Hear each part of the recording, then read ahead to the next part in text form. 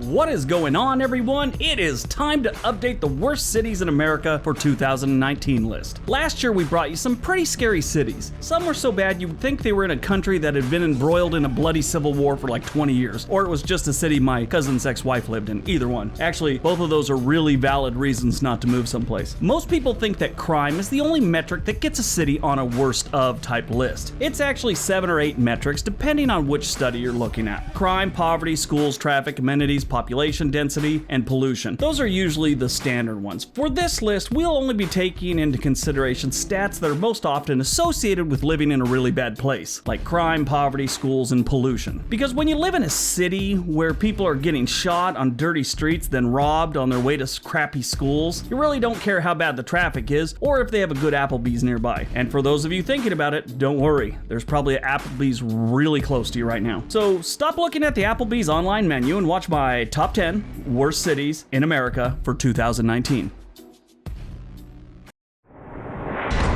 Number 10, Albuquerque, New Mexico. To me, Albuquerque has always looked like the primary filming location for the next Quentin Tarantino movie. If you Google Albuquerque, then select the news tab, it paints a picture of the city nobody wants to see. They have a strange amount of bodies being found around this city. It's really weird. It has 500,000 residents, and if you look at all the crime reports, you'd think someone is in fact playing out a real-life Tarantino movie. With that many people living in a city that has a laundry list of other issues, it's no wonder there's so much crime. There's nearly 9,000 crimes reported for every 100,000 residents. That's 218% higher than the national average. While in the city, you have about a 1 in 12 chance of being involved in a crime. Albuquerque was incorporated in 1891 and is the most populous city in New Mexico. On the plus side, it has the Rio Grande River running right through the middle of town, and it's also home to my favorite news reporter, Allison Martinez. Number 9, Shreveport, Louisiana. Shreveport is like the forgotten kid nobody ever talks about when it comes to Louisiana. Everybody always hears about New Orleans and say Baton Rouge, well, mostly New Orleans, but if you're not from the area, you really don't ever think or hear about Shreveport. You only go to Shreveport if you have a court date or you want to go someplace that's hot and humid like a tropical island, but you don't want to be near the ocean, you know, or the ocean breeze or anything like that. It's normally in the 90s from May to September and really doesn't get below the 70s until maybe December, January, and February. The poverty level in Shreveport is 69% higher than the national average. Good going, Shreveport. Shreveport has just under 200,000 residents, and all of these residents, they got a 1 in 14 chance of being involved in a crime every year. The city's only safer than 2% of the cities in this country. The overall crime rate is 148% higher than the national average, and on top of all that city sweetness, you have a pollution index that makes most environmentalists cry at night. Shreveport was incorporated in 1839. Number 8, Albany, Georgia. About 2 hours away from where I did basic training in Fort Benning, Georgia, you have Albany, Georgia, or Albany, Georgia, whichever you want to call it. This little slice of depression could be a great place to learn how to live in poverty. They have about 30,000 residents that I'm sure would be more than willing to teach you how to do it, because they're experts. This town has been poor for a very long time. Of course, it's probably going to cost you a couple bucks and they only take cash. They're having some problems with their bank. Albany has a population of 75,000 people, and I would guess 65,000 of them would probably love to move at any time. Housing prices here are extremely low, and there's a reason for that. Albany sucks and nobody wants to live here. This place has vacant homes with boarded up windows on most blocks, and I'm not even joking about that. Homes here go for about $89,000. That's dirt cheap, and that's 49% lower than the national average. The poverty level here is 120% higher than the national average, and the crime rate is 146% higher than the national average. Albany was incorporated in 1838, and most people feel this was a really bad move. Number 7, Homestead, Florida. Homestead is another one of those smaller cities with a bad reputation. They only have about 65,000 residents. This one could almost make the list on pollution alone. But not wanting to be a second-rate horrible town, they turn in a not-so-good crime rate that's 70% higher than the national average, and only about 69% of their residents actually graduated high school. The low population comes in at no surprise. Unemployment here is pretty horrible. The income per capita is about $17,000 a year. The unemployment rate is about 6% right now, as well as 30% of the residents living in poverty. That's 90% higher than the national average. Now this is weird. The seal and the flag for the city, they're a little weird. They have a jet fighter and a farmer on a tractor with some palm trees. Kind of weird looking. Now, I get why it's there. They have a lot of farming outside of Homestead, and there's an Air Force base there too, so stop typing. I get it, but it's just a weird combination. Homestead was incorporated in 1913 and is known as the gateway to the Everglades. And if you've been there, you kind of wish the Everglades would swallow it up at some point. Number 6, Little Rock, Arkansas. Little Rock is in Arkansas, so that should be your first indicator that there's a lot wrong here. The one thing most people know about Arkansas is there's a bunch of jokes told about this state that always end with some reference to marrying a close relative. Little Rock is the capital and most populous city of this less than normal U.S. state. The schools in the city aren't setting any scholastic records. The average school test score in Little Rock is 46% lower than the national average. Little Rock has just under 200,000 residents and the worst crime rate in Arkansas. The city has about 10,000 crimes per every 100,000 residents. Yeah, you heard me right. That's 212% higher than the national average. Little Rock is safer than only 1% of the other cities in this country. Yeah, not really good. Little Rock was incorporated into a town in 1831 and 4 years later incorporated into a city.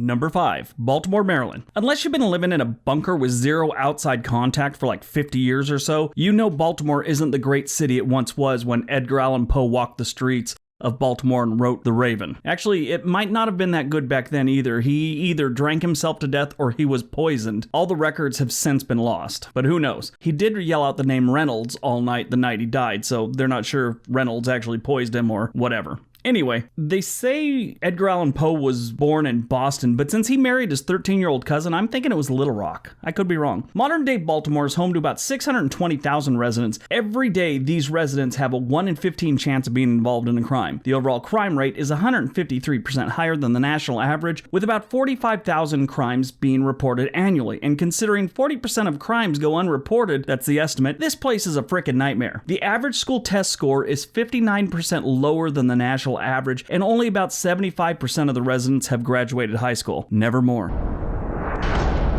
Number 4, Memphis, Tennessee. Memphis, Tennessee is the worst city in the entire state when it comes to crime and pollution, and their unemployment and education numbers kind of blow too. It's like they're trying to come in last place at everything, like they're putting a serious effort into sucking. This city has about 650,000 residents, and the crime rate is about 202% higher than the national average. There's about 34 violent crimes reported in this city every single day. Memphis is safer than only 1% of the cities in this country. The poverty level in Memphis is 83% higher than the national average. Here's a piece of advice about Memphis. Don't go here. Number 3, St. Louis, Missouri, and Illinois. Okay, so one is St. Louis and the other one is East St. Louis. They're just across the river from each other and they both suck. St. Louis, Missouri is located right on the Illinois-Missouri border and is the second largest city in the state with just 310,000 residents. And it's one of the most moved out of cities in the country, both residents, businesses, and football teams. And they're not moving to East St. Louis. Trust me on that one. These two cities could make it on the list with crime and poverty alone. The income per capita is $24,000 a year. That's in a city. That's one thing to be living out in rural areas with that kind of money, but this is in a city. You can't make it on that. That's 15% lower than the national average. Their unemployment isn't good, but it's not terrible. It's at 5%. So while it's not impossible to find a job here, it is hard finding a decent job since the poverty level is 27%. I did a video a while back and I mentioned how the city lost 2 football teams, the Cardinals and the Rams, and the Village Idiots came out to play in the comment section. I guess none of them knew anything happened before they were born. We still have the Cardinals. They play baseball. You don't even know what sport the Cardinals play. And it went on and on and on. No, we just lost the Rams. What are you talking about? It was weird. Anyway, in case any of you left those comments and you still haven't gathered the knowledge yet, I will explain. St. Louis has a baseball team called the Cardinals. Their football team was also called the Cardinals, but they moved to Arizona in 1987. Arizona Cardinals are what they are now. And just recently, the Rams skipped town on you. And that's it in a nutshell.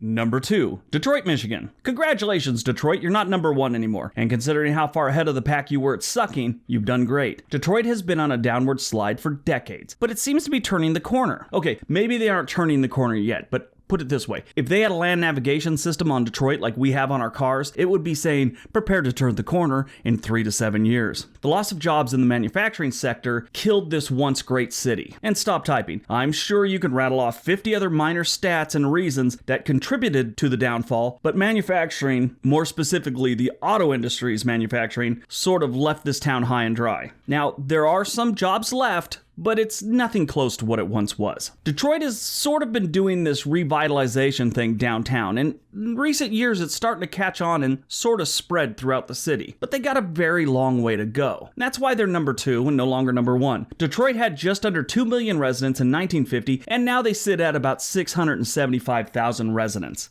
That's kind of a drop. Shows you how damaged this city was. The income per capita is only $15,000, making the median household income the worst in the country at just over $26,000, 53% lower than the national average. But 2 years ago, the median household income was only $23,000, so they're making some progress. Crime is down a little bit too. Schools are getting better. Things are looking up, but like I said, they're number 2 because they're still in bad shape. There is progress. There is hope. And number 1, Wilmington, Delaware. Congratulations, Wilmington. You made it to number 1. Wilmington, Delaware has the worst crime rate in the whole state and one of the highest in the country. For every 100,000 residents, there's about 5,000 crimes reported. That's 149% higher than the national average. This equals out to being roughly 20 violent crimes reported per day in the city. Now, their crime rate isn't as bad as some of the other cities on this list, but their violent crime rate is outrageous. This place is like the Wild West on steroids. I went to a Catholic school until high school. I learned about this place called Purgatory. Purgatory is where you go to pay for your sins before they let you into heaven. Wilmington reminds me of what Purgatory is, or should be. It's weird. This place is not a place you want to move to. It's like a place you're going to pay a debt to society or something like that. Kind of like a prison. It's bad. Wilmington has bad schools, extreme poverty, and houses that, if they haven't been boarded up for a decade or so, they haven't seen repairs or a coat of paint in just as long. Wilmington, Delaware was incorporated in 1731. It is the worst city in the United States for 2019. Alright, so that's your top 10 worst cities in America for 2019. I hope you guys enjoyed it. Hope you got some information out of it. You know, a lot of these places are getting better in the last couple of years. They still suck pretty bad. So that's why they make lists like this. Everybody have a great day. Be nice to each other.